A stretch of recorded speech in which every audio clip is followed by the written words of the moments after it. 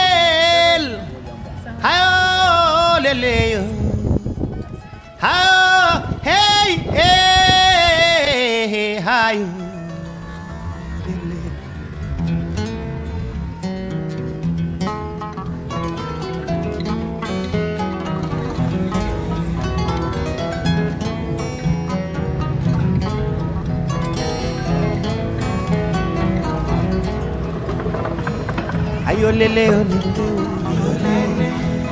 waaw asalaamaaleykum mbokk yi Kadoski Mbi TV la voix de la jeunesse yéen seen émission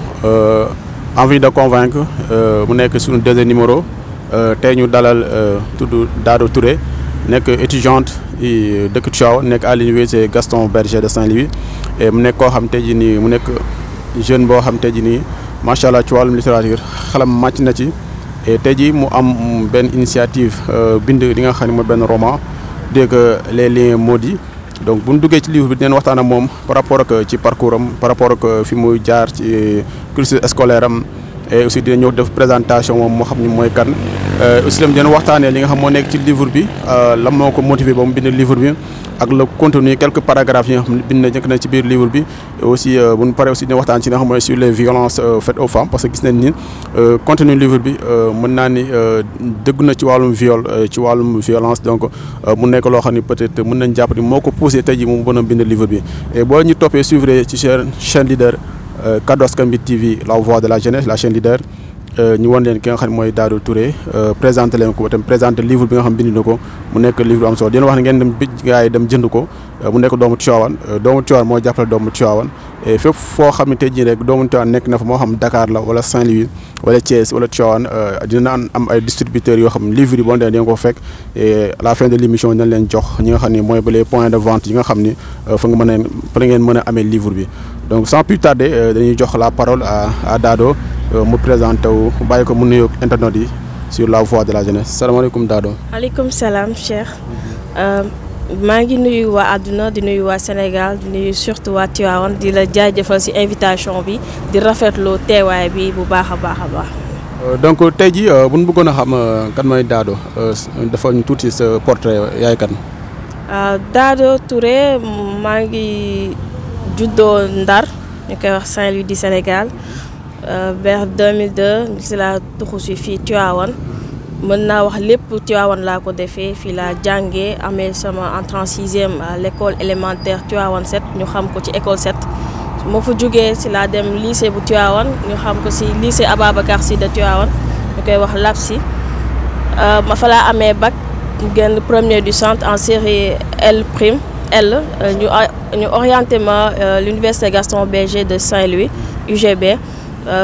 section d'anglais LSH anglais laa def ba fa laa amee licence en 2017 actuellement maa ngi def master 2 en anglais. donc macha allah tey jii yaa ngi def master 2 à Gaston Berger bi nekk Saint-Louis tey jii nii au-delà de ça li nga xam mooy cursus scolaire bi yaa ngi ci étude ba léegi wala. waaw maa ngi ci étude yi mémoire lay bind mémoire en anglais donc maa ngi ci. d'abord bu ñu duggee ci li nga xam moom mooy livre bi donc est-ce que bi ma nekk sa premier livre bi nga bind. waaw bi mooy sama premier roman maa ngi ko bind maa ngi ko commencé en février 2022 ba yàlla dogal ci début janvier 2023 yàlla dogal mu sotti mu génn mu tuddee ko les liens maudits. les liens maudits pourquoi titre bi les liens maudits lan moo la inspiré ba nga bind titre bi tuddee ko noonu. waaw avant may choisir titre bi bëri woon na ay choix par rapport ak titre bi mais comme on dit boo lire livre bi comme on a l'habitude de dire dans la vie il y a les liens familiaux les liens amicaux et les liens sociaux donc trois yooyu moo ñu englobé buñ ko mënee wax en quelque sorte ces trois liens boo ko génnee si dundu nit ki mën nañu wax ni nit ki amatul dundam amatul sens et boo ñëwee si livre bi boo jëlee personnage principal bi ñu koy wax Sali Sène ak doomam bu ñuy wax Xaar seen dund mën naa seen àdduna yëpp ñetti liens yooyu moo ko yàq parce que liens yi nga xam ni moom moo la waroon a protéger ci sa giirug dund muy que ce soit les liens familiaux les liens amicaux et les liens sociaux l'ont détruite et l'ont mise à part. Donc amul solution parce que boo nekkee ci di dund liens yi nga xam ne ñoo la waroon a protéger ñu yàq sa dund mu suicider wu à la fin. Donc moo tax nga inspiré wu def dindi titre bi noonu donc léegi bu ñëwee ci li nga xam mooy contenu livre bi donc contenu bi gis nañ ni à chaque fois yaa ngi ci wax lu jëm ci wàllum viol donc est-ce que ay témoignages da loo joo jot moo nga bind ko wala loo fekke la wala lan moo la inspiré ba nga gis nañ ne aspect bi au contenu lu ci ëpp ci wàllum viol lay wax. waaw inspiration bi mi ngi dikkee si bu ma dama toog fàttaliku sama benn xarit boo xamante ni elle a vécu des sévices similaires parce que comme j'ai l'habitude de le dire j'écris pour dire des choses que je n'osais pas dire. J'écris dans mon roman, j'ai écrit des choses que j'aurais jamais entendues ou bien vécues. Donc ce sont des choses yoo xamante ni dama ko gis dund ko am ku ma jege dund ko. Donc c'est un moyen de lutte boo xamante ni mënuma ko jooytu fenn mënuma ko ñaxtu fenn. Seule option bu ma am mooy bind parce que moom laa jàng moom laa def muy littérature. Voilà. Donc bu ñëwee ci sa xarit boobu noonu est-ce que dafa dund agression wala ay violence te dund wala dafa dund viol maanaam exactement lan la dund ba tax tey jii poussé la pour nga mën a bind livre bi. waaw yàgg na peut-être ñu ko xam bariwul c'est la première fois ma ci prononcé wu parce que comme boo xoolee en temps mon livre bi ci avertissement yi wax naa ko nu ma ko fekkee ak circonstances yi nu mu demee woon mais boo liiree livre bi histoire bi nu mu demee am na une part de fiction nekkul vérité parce que viol bi kese moo ci nekk vérité mais damay dénoncer d'une manière générale parce que am na ñoo xam te ni ñu ngi ko dund toog seen kër yi mu amuñu fenn fu ñu ko jooytoo parce que société bi dès l'instant nga wax viol dañ lay ŋàññi dañ lay pointer du doigt donc ce qui est anormal pour moi moo tax ma dénoncer d'une manière générale pour les femmes et les enfants surtout lui rendre hommage comme je l'ai dit dénoncer les femmes victimes de violences faites aux femmes et aux enfants de dénoncer les fantasmes phallocrates ainsi de suite. Est-ce que violence boobu moom ci biir famille la ko dundee wala copain ma wala soit koo xam ni tey jii nii jëkkëram la naam fan la dundee viol boobu noonu ba tey jii loolu marqué la tey. waaw comme boo lire livre bi am na une part de vérité parce que viol bi mi ngi ko dundee ci benn campagne benn xaritu yaayam ñëw elle était brillante mu ñëw jàng ñu ne ko nañ dem ci benn sëriñ mu ñaanal la par la suite un soi-disant sëriñ c'est par la suite ci la jëlee viol boobu mu nekk lu yàgg loo xam te ne jëlee na ko ci mu jëlee ci ëmb ba par la suite ci la décédé avec à la suite des complications et tout. Donc ci viol bi nga wax ni ci la jëlee ëmb ba fa la jaaree yàlla moom bakkanam. ci la décédé mais miinante wuñu comme daawuñu woon gisee tout le temps comme li ma ko doon waxee on se voyait que par période de manque parce que dëkkul fii ci alentour yu Tivaouane yi je préfère ne pas donner trop d'informations pour voilà mais ce qui est sûr c'est que j'ai écrit ce roman pour lui rendre hommage et à toutes les femmes qui ont vécu des sévices similaires. Donc vous êtes toujours sur Kaddu Askan Wi TV la voix de la jeunesse comme ni ngeen ko déggee li nga xam ni moom mooy témoignage bi mu def ci xaritam boobu nga xam ni dafa dund li nga xam moom mooy violence tuddee dund viol mu jëlee ci ëmb tey ji yàlla moom bakkanam donc loolu moo ko gën a poussé tey ji mu def témoignage pour rendre hommage ko à travers ce témoignage à travers ce hommage mu ci rendre toutes les femmes du monde yi nga xam te ñi ngi dund viol wala violence moo xam ci biir kër gi la moo xam ci famille bi la moo xam alentour la moo xam dans les ménages donc tey jii nii par rapport ak livre bi gis na ni tamit xuus nga ci biir à part série de viol bi est-ce que am na yeneen passage yoo xam tey jii nii yow yaa ngi koy énumérer ci biir livre bi. waaw bëri na comme par exemple négligence dans les hôpitaux j'ai énuméré ça j'ai évoqué pas mal d'événements qui se sont déroulés négligence dans les familles parce que famille da ngay gis koo xam te dañ lay ŋàññi da ngay gis koo xam te ne dafay évoluer ci benn famille boo xamante ni lu ne lañ koy wax bu amul bopp bu dëgër wala amul entourage bu dëgër day mujj nekk comme une personne maudite mën naa ko wax une personne mise à l'écart de la société nit koo xam te ne dañ la ber amoo sa place ci biir société bi donc maa ngi ñaxtu ci biir livre bi comment dire xale yi nga xam ne ñu ngi leen di maltraité ak xale yi nga xam ne teguñu leen seen place joxuñu leen seen ak seen yelleef. donc bu la déggee daal dafa mel ni yow tu parles de toutes les sortes de violences yi nga xam mi ngi am au sein de la société ci ndaw ñi moo xam xale la moo xam jigéen la wala moo xam aussi tamit bon souvent est-ce que nekkul ni parfois la pauvreté moom mooy wax loolu noonu wala soit xëy na manque de négligence des parents wala est-ce que l'État mission bi mu am pour encadrer les enfants encadrer est-ce que loolu moo nekk moo manqué. Non, parce que je ne pense pas que c'est dû à la pauvreté, parce qu'on peut être pauvre et être digne. La pauvreté ne justifie pas la violence. Parce que nit mën nga pauvre garder sa dignité nga sàmm sa njaboot ba ëllëg fu ñu génn dañu xam ni ñi am nañ éducation de base am nañu lu ñu sàmm seen ndaw ëllëg donc état bi am na en quelque sorte une part de responsabilité. Famille bi am nañ ci responsabilité société bi am nañ ci part de responsabilité donc trois yooyu la dajale def ko ci livre bi parce que boo liiree livre bi di nga xam ne ku ci nekk sa loxo mi ngi ci biir bu kenn bàyyee rek am na beneen faay bu mu am ci côté bi. donc mu nekk loo xam ne comme société bi tey jii ñëpp ci leen bokk donc muy parents muy famille muy état muy tamit dëkkandoo yi tamit war nañ nga aussi protéger les enfants mais tey jii nii à travers ce politique de l'État c'est la protection des enfants c'est la protection des femmes tey jii est-ce que yow am nga satisfaction wala gis nga am nga ay jéego yoo xam état war na ko gën a pour mën a jàppale ndaw ñi ak femmes yi. waaw li ma gis am na ay mouvement yoo xam te ni jigéen ñi ñu ngi koy defal seen bopp parce que léegi boo xoolee benn jigéen ñi ngi commencé di révolter wu ndànk-ndànk mais des na parce que boo xoolee ñu ci bari société bi boo waxee diw dañ ko violer rek même expression bi ñu utiliser reflète une part de responsabilité de la personne parce que le fait qu'on dit que une personne a été violée day mel ni comme si que diw moom moo def lu tax ñu violer ko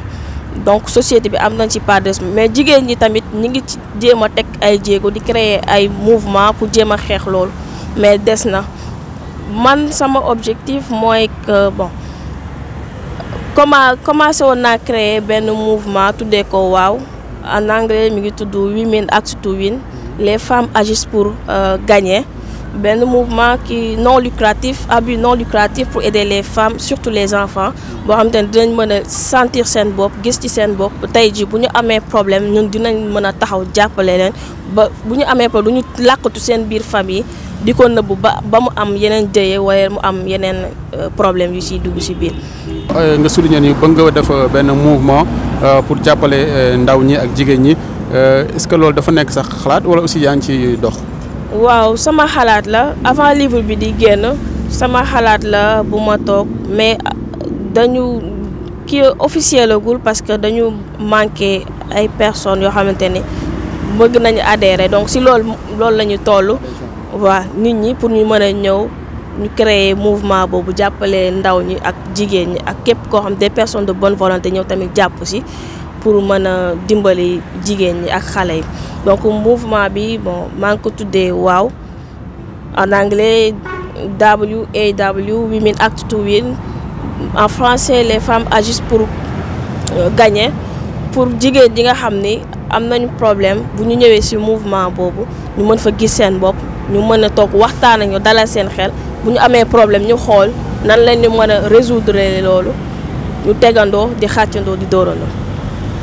bon ñu xaw a jaaxal léegi seen société bi léegi viol yi dafa bari donc dafa bari au sein des familles parfois day gis mais tamit à l'extérieur mais tey jii nii dafa mel ni dafa nekk loo xam ne dafa commencé bari pour yow la moo justifier loolu noonu. waaw. Comme je l'ai dit dans ce roman, le viol est une profanation de l'œuvre de Dieu. Viol, mënuma ko qualifier acte d'humain parce que une personne qui jouit de toutes ses facultés mentales tim di ko violer mën naa wax ni mënuma ko qualifier de personne normale. Problème bi parce que souvent lu ñuy wax jigéen ñi ñoom ñooy def lu tax ñu leen di violer. Parce que ñoom ñooy sol ay habits indécents mais nit ki lu mu sol lu bon bu fekkee ne yow nit nga am nga benn foo toll si nit ki parce que nit ki dès l'instant boo ko gisee war nga ko jàppee sa rakk ba nga bàyyi sa kër ga wala sa sœur wala sa benn xarit bu gisee lu bon j'aurais préféré nga woo ko yedd ko waxtaan ak moom mais pas sa xel di dem si leneen ba ngay imaginer di ko violer. mais parfois tamit jigéen ñi duñ jouer le rôle parce que parfois gis nañ ni souvent y a des viols yoo xam dañ koy wax au niveau da ngay au tribunal à la fin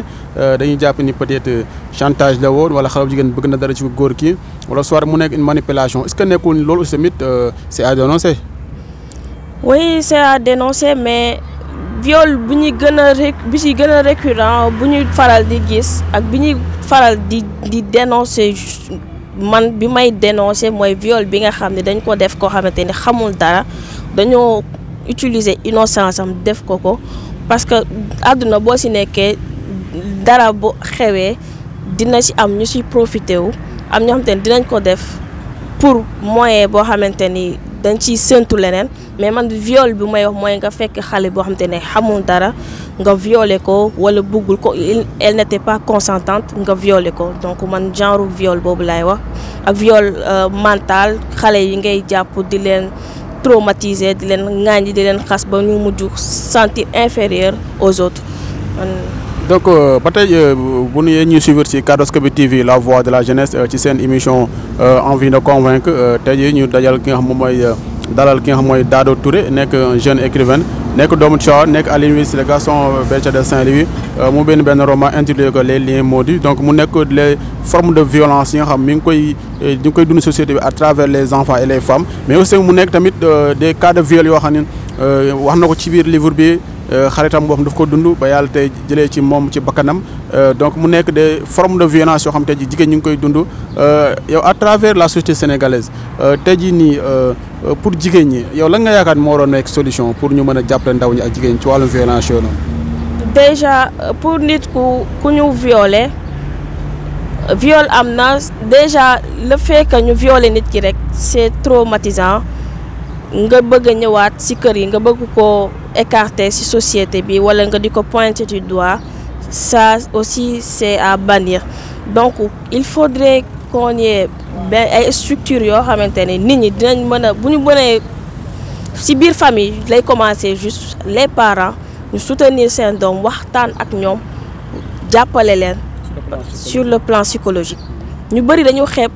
dem ci psychologue parce que ñun amuñu habitude boobu ñu fay dem mais quelque chose la boo xam te ne ñun war nañ ko mën a tàmmal suñu bopp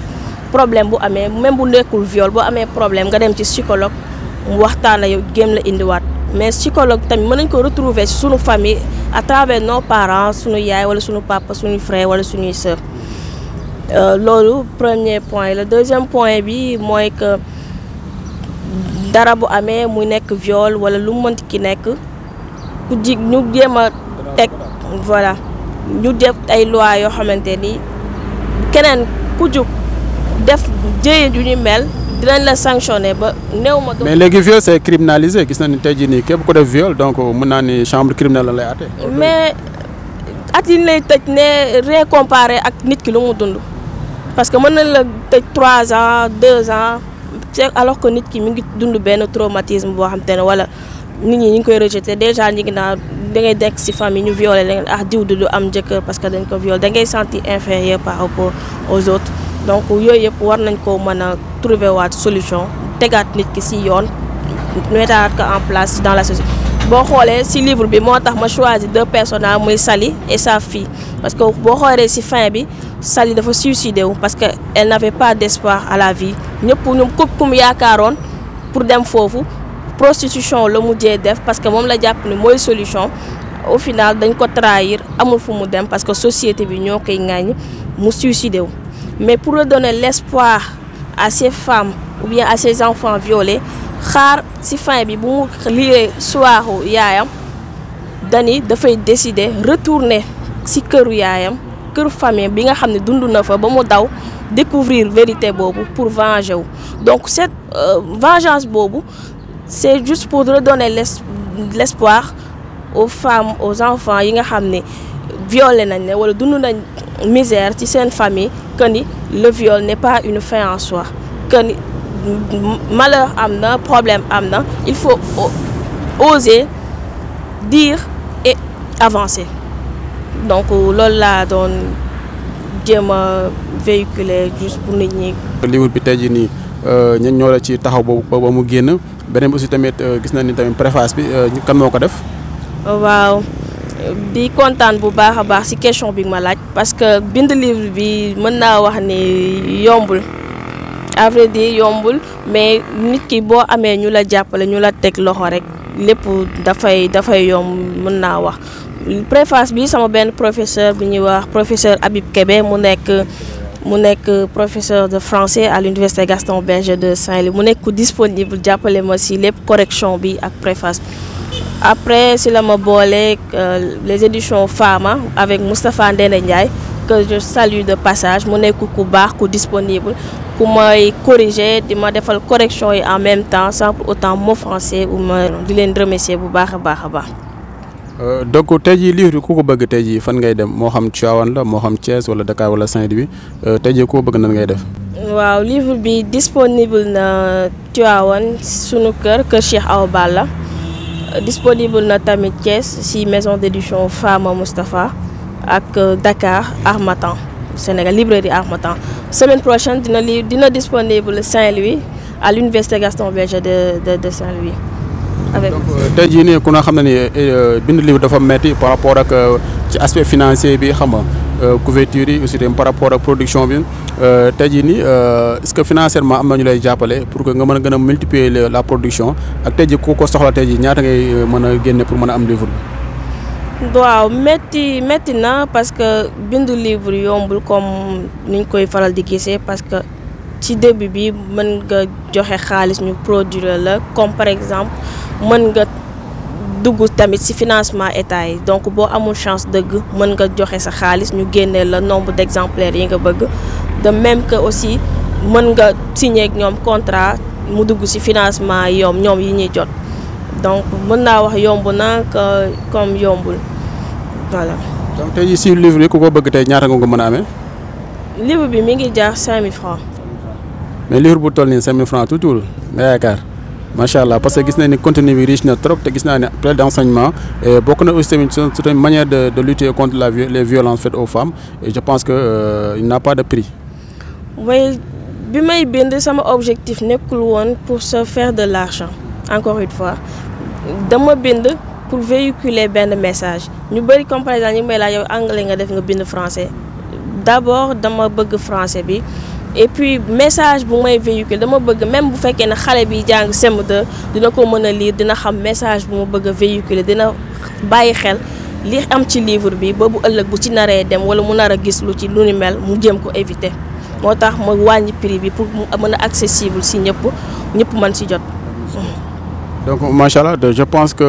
waxtaan nañ ci sa parcours waxtaan nañ aussi tamit ci sa cursus waxtaan nañ tamit ci livre bi motivation bi aussi tamit ñi nga xam ñoo la jàppale ci bi tey jii bu amoon leneen loo xam ni bëgg nga koo wax mooy nekk lan. waaw di la remercier Cheikh vraiment di la remercier waat bu baax ci invitation bi di rafetlu waat ñun bëgg nañ yi ñu am ay jeunes yu nekk Tivaouane ñu prouver seen talent nga invité leen di rafetlu waat bu baax a baax. beneen message bu may lancer mooy autorités yi jàppale jeunes yi ndaw yi nga xam ne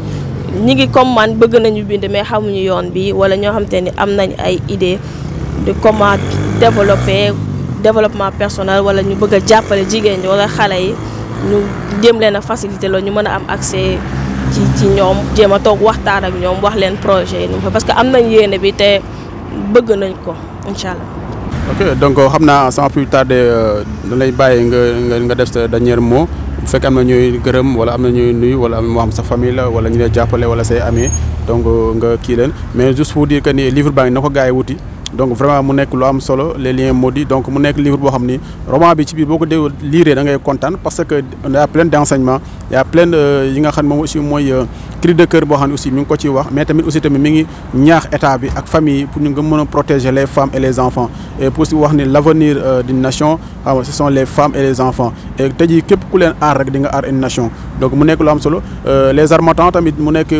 foo xam ne tey jii képp ku fa sa livre dugg rek xamal ni ko ñëw li nga bind jaar na yoon ñun ñu ngi lay encourager au nom de Kaddu Askan Wi TV la voix de la jeunesse par ma voix ñu ngi lay saluer et di wax ni Kaddu Askan Wi c'est pour les jeunes